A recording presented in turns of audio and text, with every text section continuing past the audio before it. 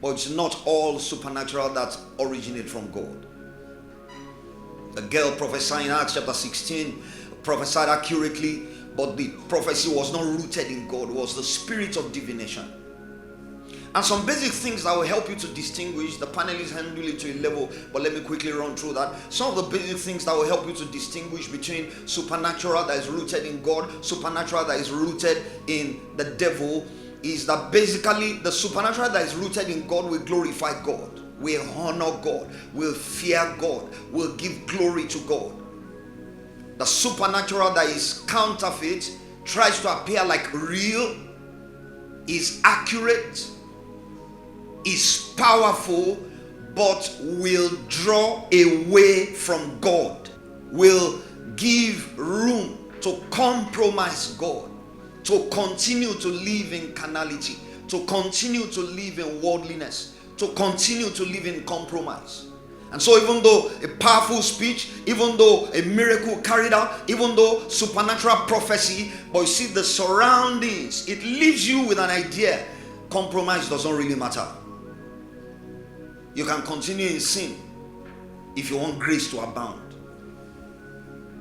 So the supernatural that is rooted in the counterfeit in subtle ways opposes God, disparages God, belittles God, tries to lure in subtle ways, uses the allure of money, the allure of fame, the allure of power, the allure of riches, but in subtle ways lures people away from the Lord. And so though they get those things, get money, get fame, get power, once you talk, 1,000 people tremble. But you see, in subtle ways, you don't really regard the Lord. You just feel, well, let him hold his side, let me hold my side. Is this God even real after all? Has anyone seen this God before? So the supernatural that is counterfeit, these are some of the things it can leave you with.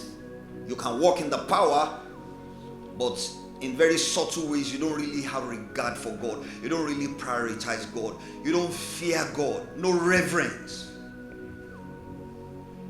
It makes room for a double life. You appear one way this way, you appear not the exact opposite in another environment.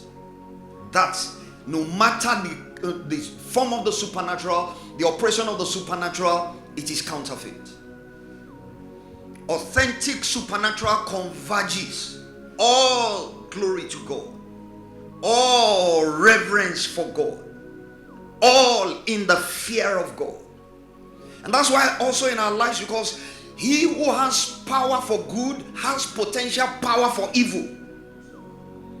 That's why we need to always check ourselves, check our lives, check our motives. We shouldn't always just think, because I produce this, it's a validation of God. You can make money and it's not a validation of God. You can have power and you are the farthest from God. Satan has power, in case you don't know, but it's the farthest for eternity from God.